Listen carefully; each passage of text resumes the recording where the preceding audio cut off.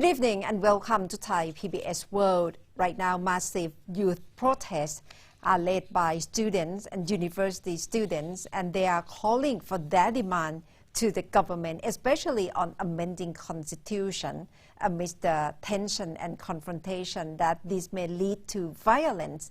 In the Thai PBS World tonight, Kun Thep Chayong and me talk to peace activist and academician from Mahidol University. The Prime Minister today again cautioned the students against crossing the line. He didn't use the words exactly, but that's what it means. So in your point of view, you think anyone has crossed the line yet? Well, I don't think that anybody has been crossing the line because in democratic society, in this kind of circumstances, I don't think that we should have any line because the freedom of expression is still something that valuable. Even if it makes a lot of people uncomfortable.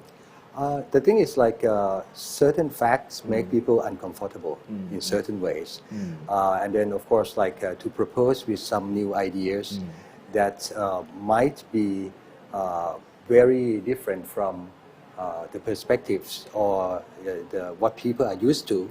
It seems to be irritating some groups, especially those who feel that it's better for them to stay in the comfort zone.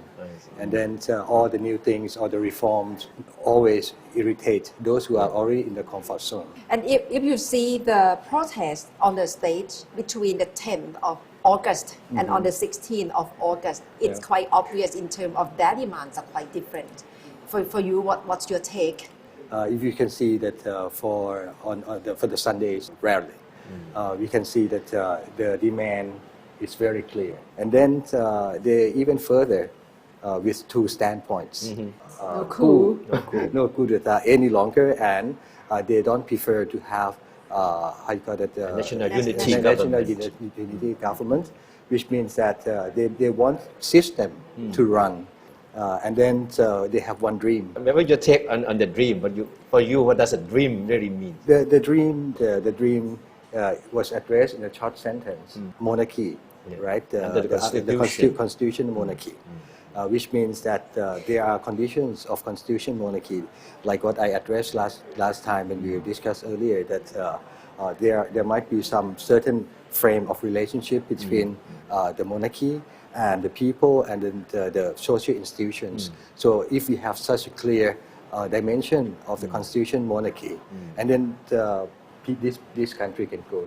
Sometimes how to address all these issues in a very clear statement.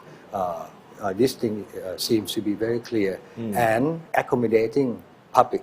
I mean, in various sides. Doesn't matter that those who agree with them, but if those who disagree with them can learn from all these statements too. And how do you see the younger people, like high school students coming out to show their three fingers and participate quite actively? Right now, the youth are proposing the new way. I cannot guarantee that it's going to be successful, or I'm not saying it's correct. But the voice of the youth, so that's why they want to voice their voice, that this is what they might need some change in this society. They cannot stand in this situation any longer.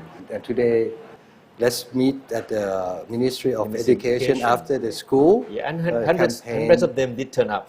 That's right. You see, and this is how the new generation wants to voice their concern to those who are in the authority, who are holding authority right now. And the thing is, like, as I said, that I cannot guarantee that what they say is correct, but what they say needs to be heard. But looking forward, I mean, how do you see the way things that should be done, and to first of all to diffuse any potential of a violence, right? And to find a common way out of this crisis. And judging from what the Prime Minister said this evening, it doesn't look like he is ready to make concessions. And this is the thing. Let me tell you the story, a short story first, before jumping into how we can. There are steps to take in resolving this situation.